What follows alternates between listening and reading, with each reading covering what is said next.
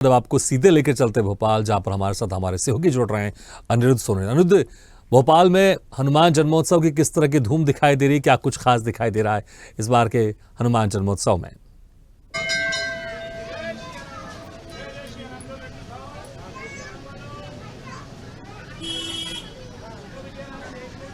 देखिए, पूरे भोपाल में बड़ी सुबह लगभग 4 बजे से ही हनुमान जन्मोत्सव मनना शुरू हो गया था और लगातार सुबह से भोपाल के सभी मंदिरों में, प्रमुख मंदिरों में, प्राचीन मंदिरों में, नए मंदिरों में, पुराने मंदिरों में हनुमान जी की पूजा विशेष रूप से की जा रही है। और इस वक्त हम खड़े हैं जवाहर चौक पे। यहाँ पे एक बड़ा विशाल प्राचीन मंदिर है और ये मंदिर सदियों पुराना है और यहाँ विशेष रूप से सुबह से ही पूजा हो रही है। अभी यहाँ पे थोड़ी देर बाद जन्मोत्सव का प्रोग्राम होगा और इसके बाद यहाँ भंडारा भी शुरू होगा और इस भंडारे में लगभग 10,000 श्रद्धालु प्रसाद का ग्रहण करेंगे और इसकी तैयारियां पिछले कई दिनों से चल रही हैं। और आप देख सकते हैं मेरे पीछे की ये जो हनुमान जी की प्रतिमा है, ये कितनी सुंदर प्रतिमा है और सुबह से यहाँ पे विशेष रूप से पूजा अर्चना हो रही है और श्रद्धालु बड़ी संख्या में आ रहे हैं। और हम बात करते हैं यहाँ के पुजारी जी से।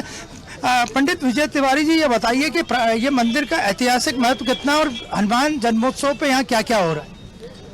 आप सबको स्वदेश के माध्यम से मैं श्री हनुमान जन्मोत्सव की बहुत बहुत बधाई देता हूँ।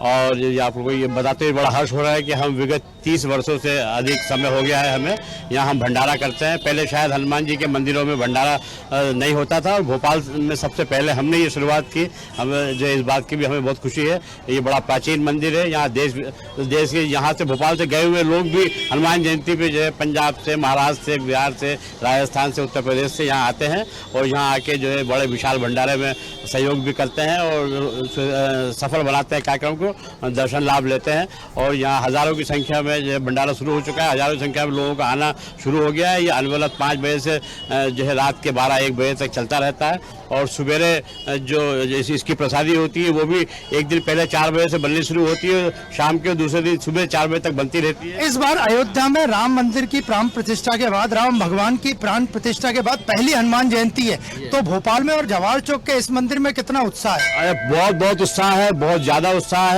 हाँ, एक बात मैं आपके चैनल के माध्यम से कहना चाहता हूँ कि जब श्री रामचंद्र जी सर्वविदित है कि रामचंद्र जी ने जो है हनुमान जी को कलयुग का कर्ता धर्ता बनाया था और उन्हें नियुक्त किया था अपनी तरफ से, और ये बात दुनिया जानती है। तो हनुमान जयंती पे अवकाश की बहुत आवश्यकता रहती है ताकि भक्तजनों की संख्या सबसे ज़्यादा हनुमान जी को मानने वाले लोग हैं, तो जो है उस अवकाश होना चाहिए।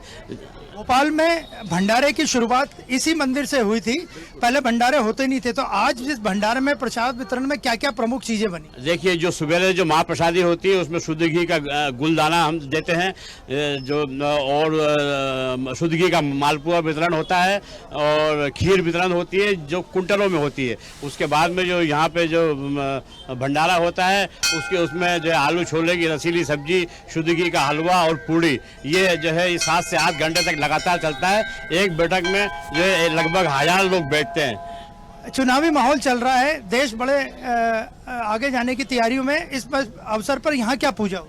यहाँ पे तो सब सर्व धर्म के लोग आते हैं। यहाँ ये राजनीति से बिल्कुल अलग है। यहाँ किसी राजनीतिक व्यक्ति को यहाँ पे प्रवेश नहीं करने दिया जाता है। जो आता है वो याचक और भक्त के रूप में आता है। तो आपने देखा, ये थे हमारे साथ पंडित विजय तिवारी। उनका साफ कहना है कि हनुमान जयंती हो या हनुमान जी की पूजा हो, इस मंदिर में राजनीति बिल्कुल नहीं होती है और यहाँ सभी धर्मों के लोग आते हैं। और आज सुबह से जवाहर चौक के इस प्राचीन मंदिर में हनुमान जन्मोत्सव बड़ी धूमधाम से मनाया जा रहा है और प्रसादी वितरण और भंडारे का कार्य भी शुरू हो गया और श्रद्धालु बड़ी संख्या में भंडारे को ग्रहण कर रहे हैं। बिल्कुल अनिरुद्ध, देखिए इस बार जिस तरह से भगवान श्री रामलला का भव्य मंदिर बना है, भगवान श्री रामलला की प्राण प्रतिष्ठा हो गई, 500 साल के बाद शुभ संयोग भी आया है, सूर्य तिलक भी उनका हो गया है। अयोध्या जो भी जाता है हनुमानगढ़ी जरूर जाता है। बिना हनुमान जी के दर्शन करे आप भगवान श्री राम का आशीर्वाद भी प्राप्त नहीं कर सकते हैं। तो जब से भगवान श्री रामलला का भव्य मंदिर बना है उसके बाद क्या कुछ और आप देख पा रहे हैं इस बार की, क्योंकि ये प्रथम जन्मोत्सव है भगवान श्री रामलला के प्राण प्रतिष्ठा के बाद, क्या कुछ वहाँ पर खास मंदिरों में और कुछ खास दिखाई दे रहा है? क्या वहाँ पर भगवान श्री राम की जो वहाँ पर प्राण प्रतिष्ठा की गई थी उसको लेकर भी आज कुछ खास पूजा पाठ किया गया, कुछ विधि विधान की गई थी?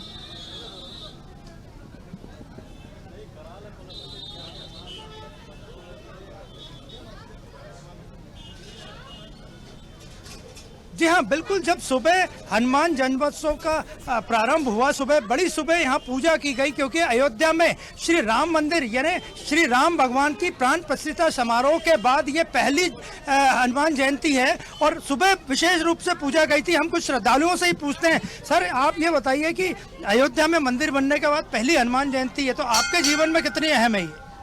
मेरे जीवन का ये अद्भुत क्षण है कि मेरे जीवन में मुझे ये सौभाग्य प्राप्त हुआ कि राम मंदिर का निर्माण हुआ और भगवान राम पुनः वहाँ प्रतिष्ठित हुए और उसके बाद ये पहली हनुमान जयंती है, तो मैं तो अपने आप को धन्य मानता हूँ। आज अभी क्या मैसेज देना चाहेंगे, जिस हिसाब से देश में माहौल चल रहा है, चुनावी माहौल भी है? देखिए, चुनाव और राम दोनों अलग अलग चीज़ें हैं, लेकिन जो समाज के लिए और हमारे धर्म के लिए इससे बड़ा दिन नहीं हो सकता। बिल्कुल अनिरुद्ध, मुझे लगता है कि कोई भी राजनीतिक पार्टी के होए, हर कोई भगवान श्री राम के और भगवान श्री हनुमान के आशीर्वाद जरूर चाहेंगे। अनिरुद्ध बहुत बहुत शुक्रिया, आपने वहां पर जो लोग थे, श्रद्धालु थे, उनसे आपने बातचीत की, बहुत बहुत शुक्रिया अनिरुद्ध।